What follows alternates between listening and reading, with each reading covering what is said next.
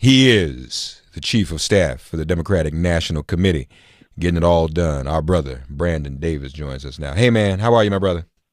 Brother Mark, how are you? Good, man, good. What it looked like? First of all, how do you think last night went, and how does last night make your job easier? Well, I thought last night went really well because I'm obviously a supporter of Secretary Clinton. I think that's a position you can be in if you are a supporter of Secretary Clinton. I haven't seen much beyond Donald Trump that says anything other than that she was really the clear, hands down, I think, head and shoulders above winner of last night's debate. So I feel really good about not just her performance, but I feel good that millions of people got a chance to see what she plans to deliver for the country and got a chance to see what Democrats stand for. So I feel really good. Good. Does her performance last night at a debate like that, Brandon, help to ignite the base and GOTV? Well, I certainly think so. I mean, I think that when you see the two candidates stand on the stage, nothing brings into more stark reality the stakes of the election than that. I mean, we all know that the next president is going to walk into office, likely making an appointment of a Supreme Court justice. If the Senate continues to ignore President Obama's rightful ability to fill that spot. We all know those stakes, but last night what I think you saw very clearly was you saw one candidate come in that was prepared, not just prepared for the debate, but prepared to be president of the United States. You heard her talk specifically about the issues and specifically about what she will do as president, and you saw another candidate who didn't bother to prepare for the debate, right, but also just reinforced what we've been saying for a long time, that he lacks the knowledge and, quite frankly, is temperamentally unfit to be president. Is the real key to this, and there's been some anxiety expressed about this, is this really boiling down to millennials and getting that vote out?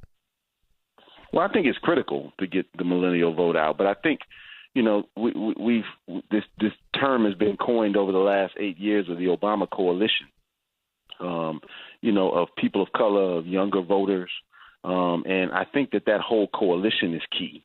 But I think when those voters look at last night's performance, there's very little.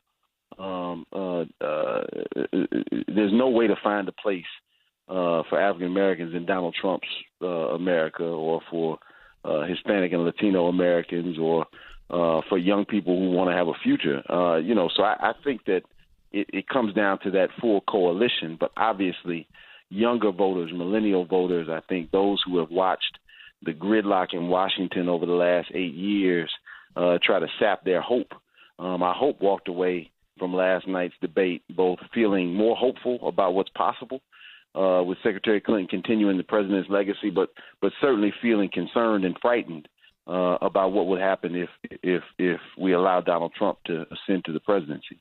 So I think I certainly hope that it creates an energy within that segment of the electorate, and they're certainly going to be critical, like the rest of the Obama coalition, to winning in November.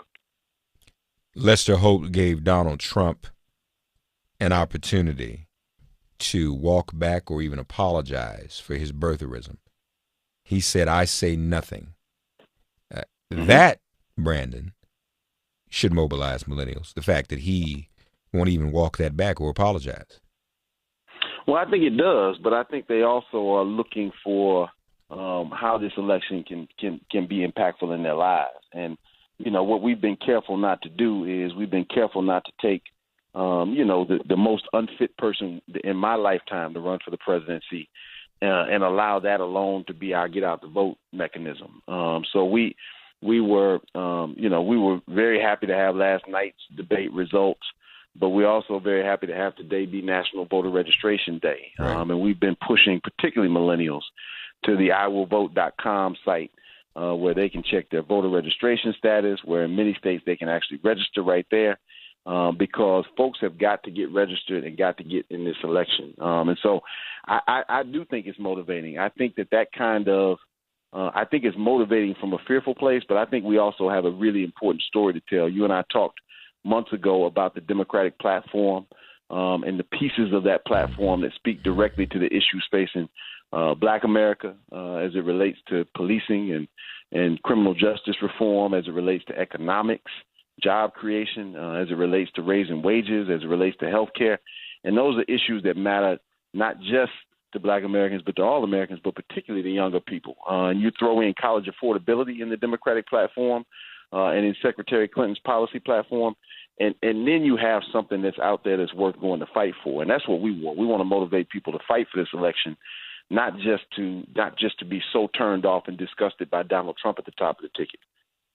Yeah, I think that's important. Brandon Davis with the Chief of Staff of the Democratic National Committee. So, is there, though, Brandon, a demographic that you're looking at now that's you're trying to crack? For example, we seem to know that white males who didn't go to college are Trump supporters, so to speak. Do you all think about how to crack that and encourage some of them? We know independents are a factor. Is there any group that you're looking at now where you may be trying to make some unprecedented inroads? Well, of course we do. Of course we want to talk to that demographic. We want to talk to white men. We want to, I think Secretary Clinton has been clear that she wants to be the president of all Americans and that she's not taking anything or anybody for granted and working for every vote. One of the groups that we've seen that historically has not been in the Democratic column that this year is moving to the Democratic column is college-educated white voters. That is a demographic that historically goes Republican, but this year we've been able to make real inroads, both I think with the realities of Donald Trump and these voters really paying close attention. And I think it is, there is a reality of the kind of attention those voters pay to the election early on. They get a lot of information about the election. So we think the task is to make sure that they continue to get that information about the Secretary's plans around the economy, about her values, about where she would stand and how she would lead as commander-in-chief, but also that we continue to make clear to them, because there's so much to say about Donald Trump that the media often just seems to walk past some of these more egregious things, that we make sure that they continue to see those as well and see the contrast. But we're fighting for every vote. But this could be, for us, if the Democratic Party is able to now begin to win college-educated white voters, continue to solidify the relationship that it's been building with the Hispanic vote, and continue to engage and fight for its historic base in the African-American vote, then you're talking about not just being able to win the presidency, but to win some of these more difficult down-ballot races. Not a lot of people are talking about the U.S. Senate, but it matters. And being able to win in 2018 and take back power in states. And that's where governing happens also. So we can't just have the presidency. That's why we're focused at the party on thinking about this year, thinking about how this investment this year changes things, but also how we fight in 2017 for a policy agenda and how we fight in 2018 to turn around the realities in too many states that have gone red that should be blue, and then winning another presidential election in 2020, redistricting fair maps, and then governing for a generation. So there's a lot at stake, and it won't all happen in 2016, but if we don't do it right in 2016, we have very little chance in 18, 20, and beyond. Yeah. Before we go, Brandon Davis, Chief of Staff for the Democratic National Committee. Brandon, we're getting close to being down to the wire. I prefer do radio to talk radio, my brother. So give us some assignments. People listening, what can they do? How can they get involved? Can people want to sign up to even help do phone bank or anything? Tell us what the choices are to really get involved in something right now. Right. Well, two things that I'll tell you, two things that everybody can do, either from home or you can go down to the library, you can get online, you can do it from your phone. I mentioned that it's National Voter Registration Day. Right. That's really important for us, and that represents communities across the country. This is a community-led day that the campaigns have leaned into, but this is led by the activist groups on the ground, and today is the day, if you have not done so already, to get registered. And you can go, as I said earlier, to iwillvote.com, iwillvote.com. If you go there, you can understand your registration status. You can understand the laws in your state around registration. In many states where there's online registration, you can register to vote right there. And beyond that, you can learn about what days are available to you to vote. We're voting already in states across the country. It's already election day in many states across the country. And so I think going there is the first thing that I would say, and the very most important thing that you could do.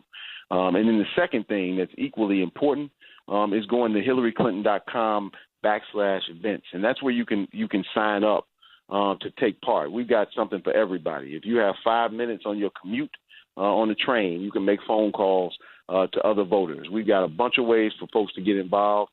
And this really is going to be about us talking to us.